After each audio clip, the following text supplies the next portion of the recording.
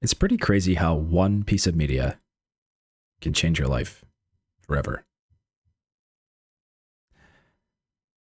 I remember I was 6 years old and I saw on a cardboard poster, a display stand in a grocery store, a picture of Darth Maul. Now, I'd never seen Star Wars. I had no idea what Star Wars was. And as far as I was concerned, it was kind of scary. Like this very evil looking red faced man staring at you with this menacing look. I was a little bit unnerved. I didn't watch my first Star Wars movie till I was about 8 or 9 years old. I used to go over to my grandma's house and she would take us out to go get Blockbuster movies and candy. She was pretty awesome. She still is. And it was a pretty fun experience, going to Blockbuster, the smell of the store. If you're a 90s kid, you know that scent. It hits you the second you walk in. It's like the smell of popcorn that's somehow seeped into the carpet. They don't even make popcorn at Blockbuster. I mean, a few of them might have for a little while. And then maybe that's why the scent of popcorn was baked into the carpet of the Blockbuster. But you would go walk in and there'd be just shelves everywhere of VHS tapes. And maybe there would be a couple tube TVs near the counter where you'd pay for the rental that were showcasing some of the latest Blockbuster movies. And it was a cool experience just walking around the store and looking for a video you'd want to buy. Or rent, I should say. And it was exciting because I remember the reason to go to Blockbuster was, I need to return my movie rental. And then you think, well, maybe I'll pick up another movie while I'm there. And that cycle would just repeat. And I remember stumbling across Star Wars Episode 5. And I think it was the only movie available to rent for Star Wars at the time. It was the fifth Star Wars movie. And the 4 and 5 weren't there. I didn't see 1, 2, and 3 or anything like that. And so my introduction was 5. And so I took it back to my grandma's place and probably with some Skittles and popcorn started the movie. I cannot tell you how hooked I was into this universe at the age of 8. Like I could not think about anything else other than Star Wars. It became my new favorite thing ever. But my most favorite thing about that movie was the snowspeeder. That, to this day, is still my absolute favorite Star Wars vehicle. And the AT-AT. I think it's called the AT-AT. It's the four-legged walker. If I'm getting that mixed up with the two-legged walker, I should know better. But I own the Lego sets of both. Those were my two most wanted, most desired Lego sets. The Snowspeeder and the AT-AT. And I remember getting my first Snowspeeder Lego set. It was like one of the most hyped days of my life. Like I was just dreaming about all the potential ways I could like tell new stories inside my head about my little Lego figurines going on adventures with this new snowspeeder. It was awesome. Like it was just the best. And it had the hook on it too. It was so cool. You could totally visualize bringing down giant AT-AT walkers with this little hook and wrapping the snowspeeder around it, tangling its legs up. Episode 5 was such a banger, and I'm so glad that was the episode that introduced me to Star Wars, because it still, to this day, is my favorite Star Wars movie, hands down. However, I love all 6 movies, including the new trilogy.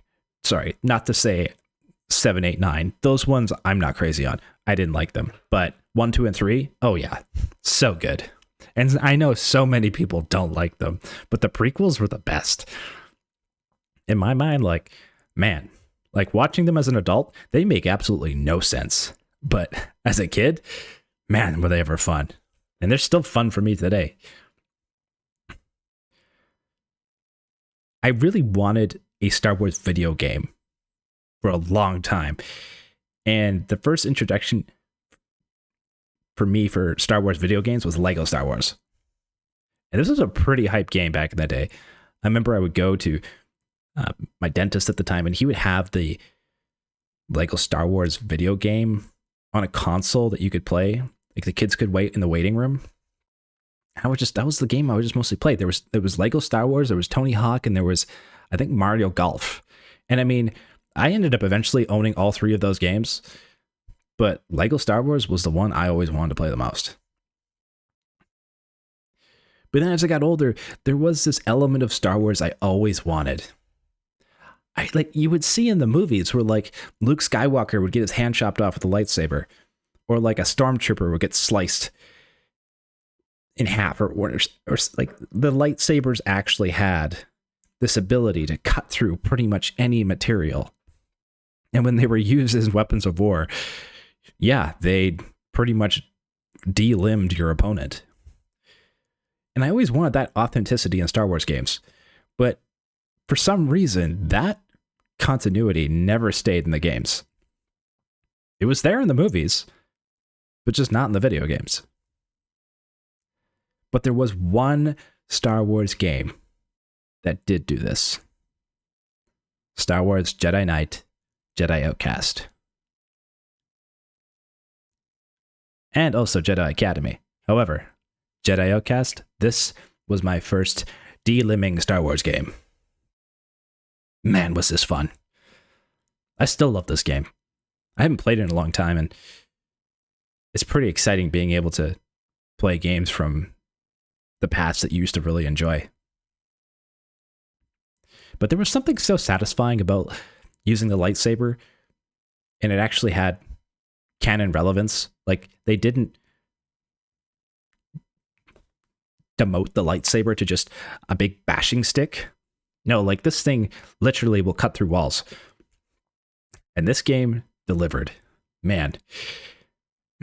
Maybe the reason why they didn't put this into video games is because it ended up being incredibly violent. And they're like, well, we have a lot of children watching this TV show. We should probably not be de-limbing our opponents. So, understandable. I can see why they did that. But still, come on. Like, it's a lightsaber. Like, give it its due. I didn't get to play this game until I was in my teens, which was probably the best time to play it considering its violent aspects. I had a MacBook at the time, didn't have a PC, and the only games I had were pretty much on a GameCube. And if you know Nintendo wasn't really known for having mature style video games.